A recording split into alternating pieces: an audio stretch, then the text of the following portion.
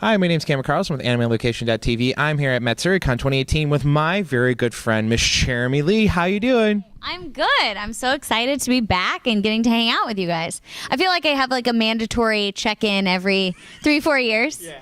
Where we have like a, how have you been? How's life? What's going on? Because you and I were meeting the first couple years of your career, every year we were meeting each other till just recently. Yeah. It was every year. It's at least one time a year I got to meet you. It was awesome.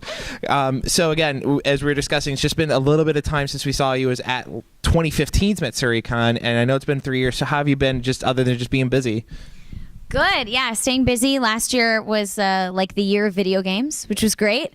And this year I can't tell you what I worked on, but I recently co-directed my first anime, so I've jumped into that side of things. But yeah, I've been staying busy, trying a bunch of different things and traveling a lot. I think this year, for the rest of the year, I'll be gone from my house every other weekend. So my cats might not like me next time we see each other. Alrighty, now since the last time we got to chat 3 years ago, you've joined the Fire Emblem series in a variety of roles and parts and games. So what's it like to have that? And of course, all the fans be like, "Yay!" So what's it like for you to see all the fan response to it? Well, I've been a huge fan of the Fire Emblem series and the franchise, and so when they asked me to come on board, I was like, oh great, I'm gonna get to play one character and this is gonna be really fun. And then they said, cool, we have 4 for you.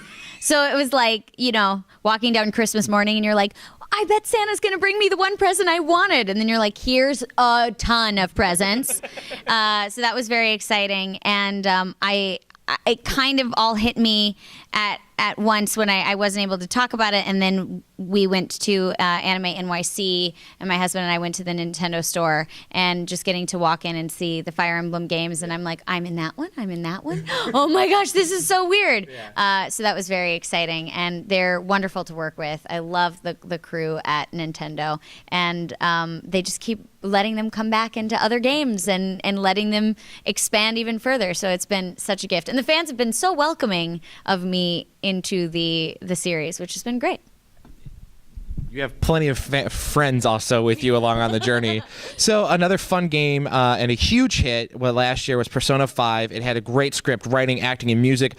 What was it like to be part of that game? And again, the fans. I mean, I don't play it because I don't have a PlayStation. Sure. But I've watched my friends play it. I watched my one friend try to sway and get Stephanie Shea to join the group. Yeah. Because she's the maid and he tried so desperately to have her join. So what was it like for you? You have a key critical role is not only one of the playable characters, but you actually have your own story arc before you become a playable character. So what was it like for you to go from that and then I'm actually one of the thieves? So what was it like for you to do that character? And of course the fans. Of course. I mean, I love the series, and they brought me on and asked me if I would like to be a part of it, and I said, I mean, obviously. And then they told me a little bit about Makoto and about a couple of the other characters, and I said, well, who do I get to play? And they said, well, you're going to be Makoto.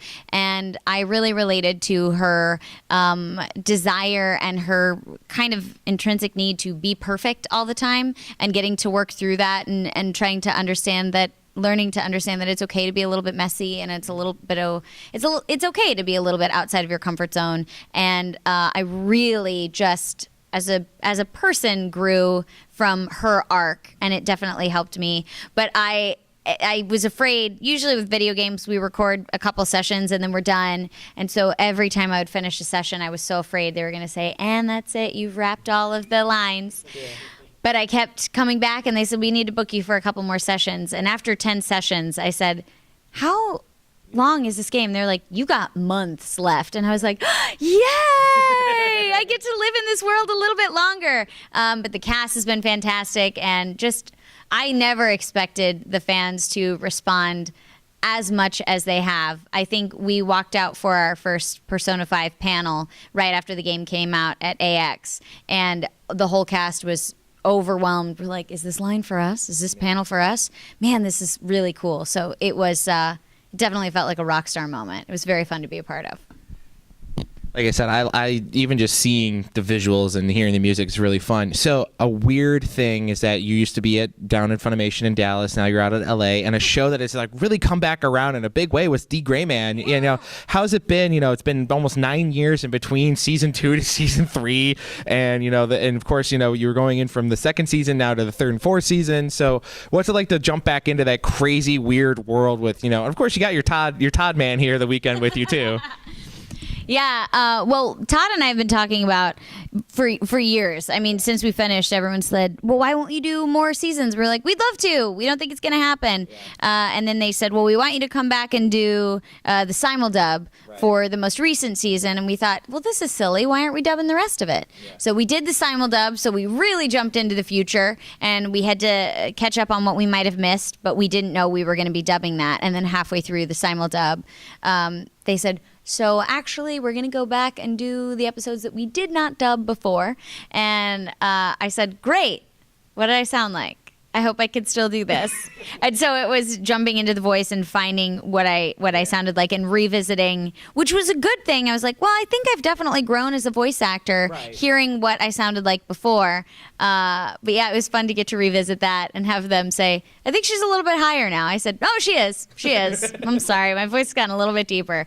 But yeah, just to get to go back and do that and revisit Road. I love her so much. That was the very first time I got to be sort of a mischievous, sort of villainous character that wasn't like just a high school mean girl.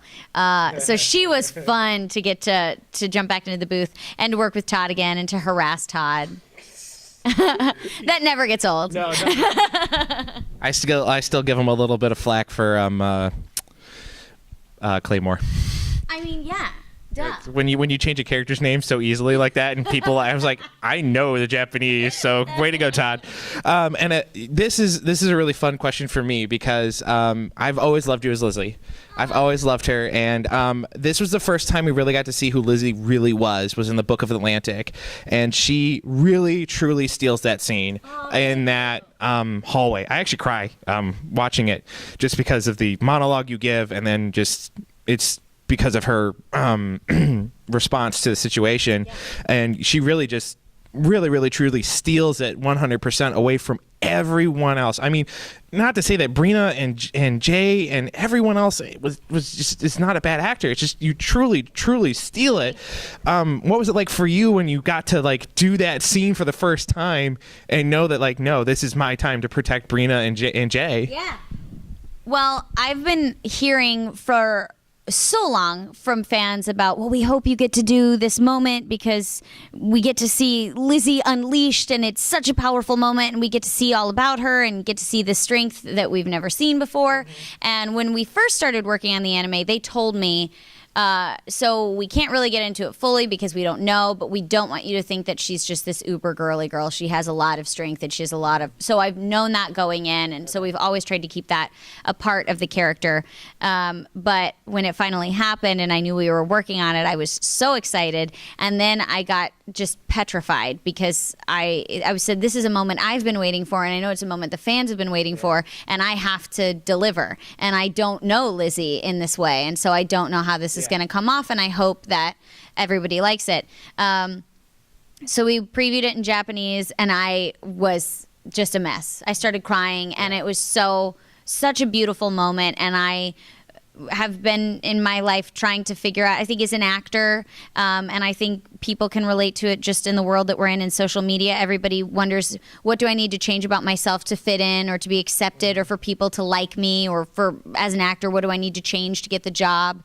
And so for her to finally unload and share those feelings, I could completely, as an actor, relate to that, and just the human response. And then getting to see her say, I'm not going to hide who I am anymore, and I have to do this for me. I'm not happy who I am. Oh, it's so powerful. And so I said, I got to preview it again, because the first time I watched it, I was just so emotional. And the adaptation, the writing was great. The animation is beautiful. The music was there. So all of the pieces were there.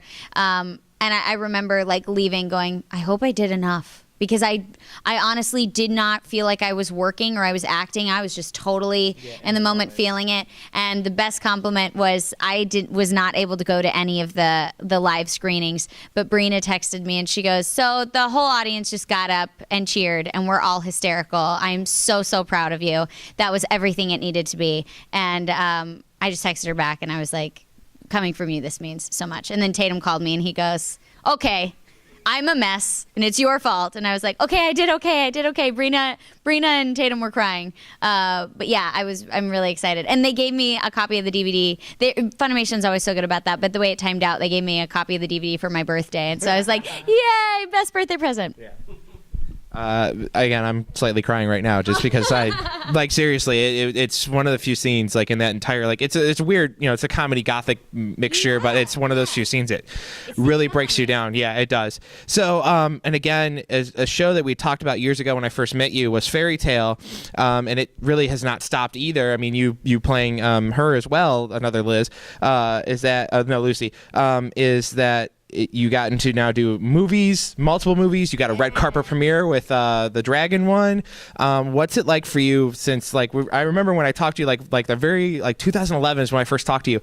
You were like, no man, we gotta try to get like more like fan response like the first 50 episodes, or we can't do anymore. And like it's just blown up since then. So what's it like for you? And then of course to get all the movies and just keep going with her. So what's it been like for these last 6-7 years doing her? I mean, it's crazy. When I first started working on the show, I did not think that Fairy Tale would turn into what it is now. And now when I went to a panel and I was talking to somebody and I said, so what kind of shows do you guys watch? And they said, and I'm expecting like Pokemon, Naruto, maybe Sailor Moon. And they were like, well, Fairy Tale fits in that category. It's one of the epic shows like Dragon Ball Z and One Piece. And I thought, wait, are we there? Yeah. It's suddenly become, and so that was kind of a weird, surreal moment, as I always thought, we're just this fun show. But the fans like have really stuck with us and gotten behind us. And we always say that when you watch Fairy Tale and you're a part of Fairy Tale, it's like we are like a guild. We're like a family. And I totally feel that way with the fans. And I honestly don't think that we would have the success of the show if they did not get behind us and say we want to be a part of this family and we want to watch this show. So I'm so grateful. They've totally shown up in droves and supported the show, and they have us sign the DVDs and let us go to a red carpet premiere, and it was like sold out, and it was a very surreal moment. But it's been very fun, and we're approaching the final season, which will be very bittersweet, but someone said, it's not the final season. They'll be back for more. And I said, well, fingers crossed. I hope so. I don't want to ever say goodbye to her. Yeah. I did that briefly when they said we don't know if we're going to get the final season. And so the last time I recorded, I remember pulling away from Funimation. I finished my last session there, and I'm driving home. And this will say how old the song is because the song was on the radio. It was the "I'll Never Forget You" song, and I was just like, I need to pull over, and I just cried, and I was like, well, if I never get to voice Lucy again, I will always love her dearly. And so they still haven't given us the official go-ahead that we'll be dubbing the final season, but fingers crossed, we'll see. We will. All right, and finishing up here, one of the biggest games that came out within the last year was Nier Automata. What was it like for you to be part of it? I mean, and to have Kara Buckland do the leads along with Kyle, who's here this weekend, McCarley, thank you. I want to say another name. And, just so many wonderful other actors. And again, and Kara, because I know her story of how she became a voice actress, like now she's in these bigger roles. What was it like for you to work with them or her and just hear it once it was all done, because I know you guys have to record separately sometimes. Yeah. So what was it like when you got to finally hear like everybody's performance, just even the little bits, like what was it like for you? And of course the game is just really wonderful to look at. So what was it like for you to work on it? So Nier, I mean, the music, the gameplay, the art, it's stunning. It's visually stunning. And I remember when I auditioned for the role, I did not think that I would be cast in it because I didn't think that I fit any of the characters. And I thought it would be really cool to get to play this really tough character, but nobody's going to see me that way.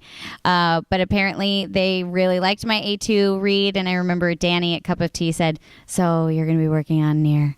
And I was like, what? And she goes, don't come in like like that. You're supposed to be the tough one. And I was like, so sorry. So I walked in and they said, are you excited? I was like, I'm so excited. And they were like, you're going to be doing A2? Yes, I promise. I'll get it together. So there were a lot of moments where I would just giggle quietly to myself going, I can say these really like aggressive things. And they were like, well, not with that giggle after it. Just cut that out.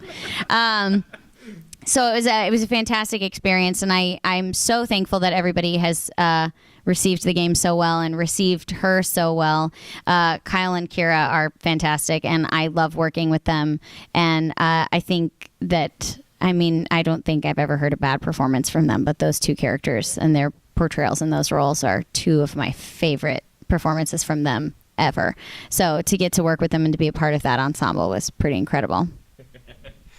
Again, I haven't played the game or anything, but I've seen a lot of clips and obviously talked to Kyle a few times. So we obviously know NDAs. You know you can't talk about some things, but what is currently available that we haven't discussed already that you want fans to check out? I know that you still occasionally work on some children's shows and some other things. So what would you like for the fans to check out with the smaller children and also more adult stuff? Yeah. Well, I worked on a show for Mattel called Mechard, and that's on YouTube. It's sort of a Pokemon Digimon with Transformer cars. So it's so much fun. I work on that show, and that's available on YouTube now. I am doing Steins Gate Zero right now as a simuldub, which is fun. I'm going back to playing Suzuha again, and this time I also get to play Suzuha's mom, Yuki. So there's been a lot of times where I've been talking to myself. And I was working on, I think it was episode 15 a couple weeks ago, and there's a scene, I said, looked at the director, and I said, so is the other actress in? And then I had a moment, and I go, the other actress is me. Of course I'm not in. Sorry. I don't know what's happening. I just thought I would get to talk to someone. They were like, well, you'll get to in a second when you're playing the other character. So that's been fun. And working on a lot of other games, a lot of anime projects, obviously directing that I can't talk about yet. But Confessionals, the live action show that my husband wrote and directed, and I starred in and helped develop the series and get all of that together. We got into a film festival in New Jersey, so we'll be going there next month. We're nominated for 7 awards, so we'll see how that goes. But the fans have been like, what about a season 2? So we'll see. We'll see what happens. I would love to do a season 2. But it's so tricky getting everybody back and figuring out the logistics of it and script and yeah, so it would be a tricky situation, but hopefully we could do it because I know we would all like to come back and get to actually act with each other. Yeah. That was one of the really fun parts about that. So yeah, hopefully I'll get to do that, and I have more things that I'll be able to talk with you guys about next time. They as you know, come down from the ceiling and threaten us with our lives. Or for me, the lives of my cats. And I'm like, I will not jeopardize my little Aries and Zemi. Alrighty, and again, this is just so everybody knows, where can we find you online if we want to keep up with you for social media and announcements? And then what message would you love to give to the fans that have been keeping up with you? I know you have a wonderful fan base, and I interact with them on a daily basis whenever I see it. So what would you like to give out to the fans that have been just giving you so much love? And then, of course, where can we follow you online? Sure. Well, I am on Twitter at Cherami Leigh, on Instagram at CLKstar, and on Instagram currently I'm doing my Love and Light series. So every day there's a new affirmation word, and we just kind of talk about spreading a little bit of positivity online. Hopefully in the next couple of months we'll be back doing that series on Unlocked, and that will be Love and Light. And then Facebook is just, I guess it's Facebook/Cherami Leigh. I don't really know. I just post it and it's there. Yeah, and my fan club, the Epic Nights of Cherami Leigh, is on there. Also, I have a Snapchat, but I don't know how to use it. Maybe I'll get better. Who knows? So yeah, I'm around. If you find Cherami Leigh, hopefully there are not too many. I've only found one other Cherami, and she's in furniture. So if you find a Cherami on Twitter and she's talking about furniture, it's more than likely not me. Search for the other one. But yeah, I'm so grateful. I just turned 30, so I've been doing anime voice work for 12 years now, and I never ever would have thought that I would be going to conventions every weekend and people would know my work or know what I look like based on voice work that I've done. So I'm incredibly grateful and always shocked and amazed and in awe of the support that I receive from the fans. You're so kind, and you're the reason that I get to do this, because if you didn't support it and you didn't watch it, I wouldn't get to work anymore because there would be no anime that needed to be localized. So thank you so much for watching the films and watching the anime and watching the live action stuff.